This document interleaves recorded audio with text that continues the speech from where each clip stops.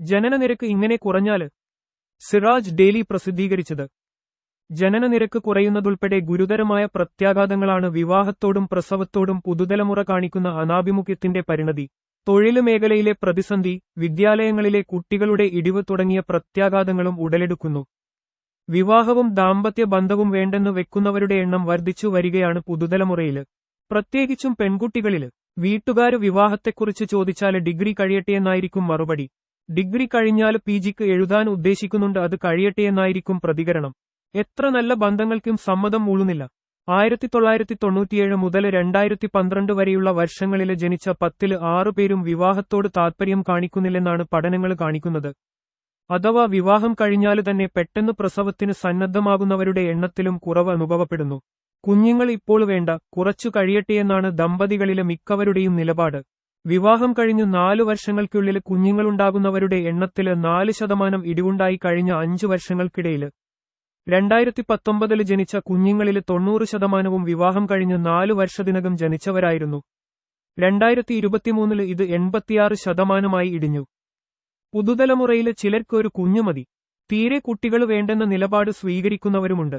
വിദേശ കുടിയേറ്റം, സാമ്പത്തിക പ്രാരാബ്ധം തുടങ്ങി പ്രസവം നിയന്ത്രിക്കുന്നതിന് പല ഘടകങ്ങളുണ്ടെങ്കിലും ബാധ്യതകളില്ലാതെ സ്വതന്ത്രമായി ജീവിക്കാനുള്ള പുതുതലമുറയുടെ ത്വരയാണ് മുഖ്യകാരണമായി ചൂണ്ടിക്കാണിക്കപ്പെടുന്നത്.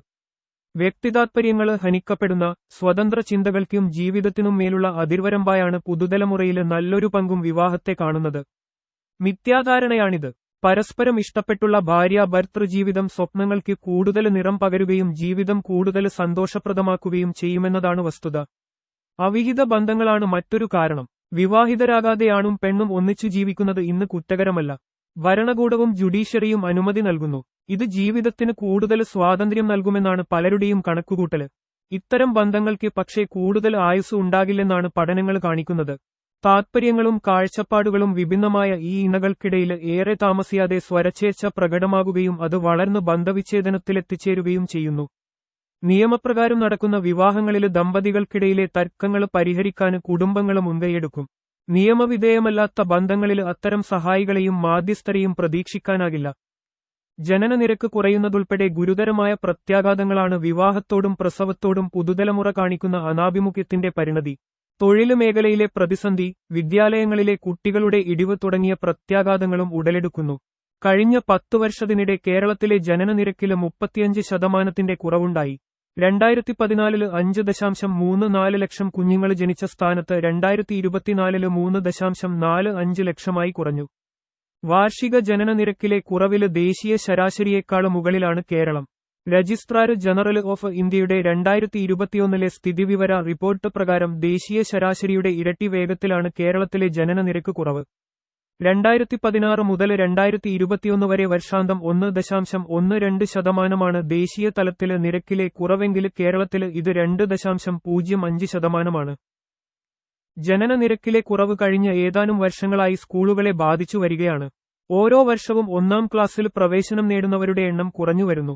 2025 മുതൽ 26 വരെ അധ്യയന വർഷത്തില് സർക്കാർ സ്കൂളുകളില് 1-ാം ക്ലാസ്സിൽ പ്രവേശനം നേടിയവരുടെ എണ്ണത്തില് മുൻ വർഷത്തെ അപേക്ഷിച്ച് വളരെ കുറവുണ്ടായി. കഴിഞ്ഞ വർഷത്തെ 2,50,986 കുട്ടികളുടെ സ്ഥാനത്ത് ഇക്കൊല്ലം 2,34,476 കുട്ടികളായി ചുരുങ്ങി. 2024 മുതൽ 25 വരെ വർഷത്തില് 1-ാം ക്ലാസ്സില് മുൻ വർഷത്തെ അപേക്ഷിച്ച് 6,928 കുട്ടികൾ കുറഞ്ഞിരുന്നു. സ്കൂളുകളില് അധ്യാപക പോസ്റ്റുകളില് ഗണ്യമായ കുറവ് വരാന് ഇടയാക്കുമെന്നതിനാല് അധ്യാപക മേഖലയില് കടുത്ത ആശങ്ക സൃഷ്ടിക്കുന്നതാണ് പുതുതായി സ്കൂളിലെത്തുന്നവരുടെ എണ്ണത്തില് വരുന്ന കുറവ്. ഭാവിയില് യുവാക്കളുടെ എണ്ണത്തില് ഗണ്യമായ കുറവ് സൃഷ്ടിക്കുകയും തൊഴില് മേഖല കടുത്ത പ്രതിസന്ധിയിലാകുകയും ചെയ്യുമെന്നതാണ് ഇതിന്റെ മറ്റൊരു പ്രത്യാഘാതം. ഈ പ്രതിസന്ധി അനുഭവിക്കുന്ന റഷ്യ, ചൈന തുടങ്ങിയ രാജ്യങ്ങള് അത് മറികടക്കാനായി വിവാഹത്തിനും പ്രസവത്തിനും വൻ പ്രോത്സാഹനം നൽകി വരികയാണ്. കോളേജുകളിലും സർവകലാശാലകളിലും പഠിക്കുന്ന വിദ്യാർത്ഥിനികളോട് കുഞ്ഞുങ്ങളെ പ്രസവിക്കാൻ ആവശ്യപ്പെട്ടിരിക്കുകയാണ് റഷ്യയിലെ കരേലിയ മേഖല. ആരോഗ്യമുള്ള കുഞ്ഞുങ്ങളെ പ്രസവിക്കുന്ന 25 വയസ്സില് താഴെയുള്ള വിദ്യാർത്ഥിനികൾക്ക് 1 ലക്ഷം റൂബിൾ സമ്മാനവും പ്രഖ്യാപിച്ചിട്ടുണ്ട്. ചരിത്രത്തിലെ ഏറ്റവും കുറഞ്ഞ ജനനനിരക്കാണ് റഷ്യയിൽ ഇപ്പോൾ രേഖപ്പെടുത്തുന്നത്. 2024 ആദ്യത്തെ പകുതിയിൽ 5,99,600 കുട്ടികളാണ് രാജ്യത്ത് ജനിച്ചത്. 25 വർഷത്തിനിടയിലെ ഏറ്റവും കുറവ് സംഖ്യയാണിത്. രാജ്യത്തിന്റെ ഭാവി അപകടത്തിലാകുന്ന സ്ഥിതിയിലേക്കാണ് കാര്യങ്ങളുടെ പോക്കെന്നാണ് റഷ്യന് വിദഗ്ധരുടെ മുന്നറിയിപ്പ്. കേരളത്തിന്റെ സ്ഥിതിയും വ്യത്യസ്തമല്ല. ഏറെ താമസിയാതെ വിവാഹത്തിനും പ്രസവത്തിനും സമ്മാനം പ്രഖ്യാപിക്കാൻ സംസ്ഥാന ഭരണകൂടം നിർബന്ധിതരായെന്നു വരും.